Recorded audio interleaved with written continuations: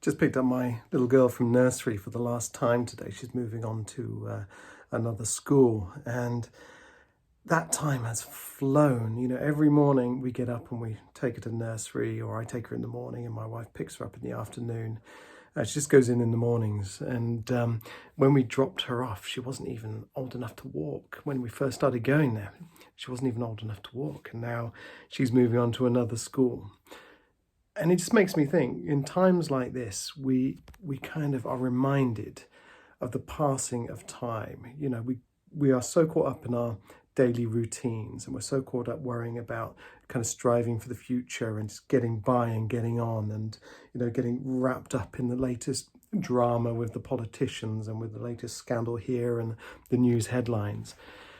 And then we get moments like this where it's like, wow, you know, those last 2 years, 2.5 years, whatever it is, they've gone past really quickly in the blink of an eye, you know, and it makes me think we just don't even recognize that time is passing all the time, and that we are at this very moment living a life right now.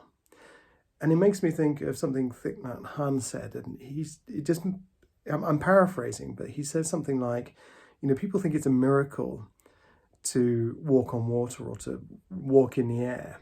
But actually, it's a miracle to walk on the earth every day and to breathe the air and to be kind of revolving around the sun. And I think we really have to work hard to remember that, because we think we're going to be happy when we get the pay rise or the big house, or when we finally can retire and tuck into that pension pot that we've been saving for. But life is passing us by, and we go around the sun. We go around this burning hot ball of flames that's floating in the middle of space. We're held in place on this planet by this mysterious force of gravity that nobody really understands. You know, plants literally spring up out of the ground, and they take the sun's energy, and then we eat that, and we're literally eating sunlight, you know, starlight, if you like. And it's a miracle. Every day it's a miracle. And whether you believe in some sort of God or whether you believe in nothing at all, just take a moment to be amazed every day if you can. Take a moment, look up at the clouds, look up at the stars. Just take a deep breath and feel what that feels like, because you won't get another day like this one. And then tomorrow, do the same, because you won't get another day like that one either. And time will pass us by. You know, it was only 5 minutes ago, I was 21, and now I'm coming up to 46, you know, and I'm like, wow, how did that happen? You know, I still feel exactly like the same person. Maybe my knees hurt a little bit more. Maybe I ache a little bit more. Maybe, you know, I've got a little bit less hair.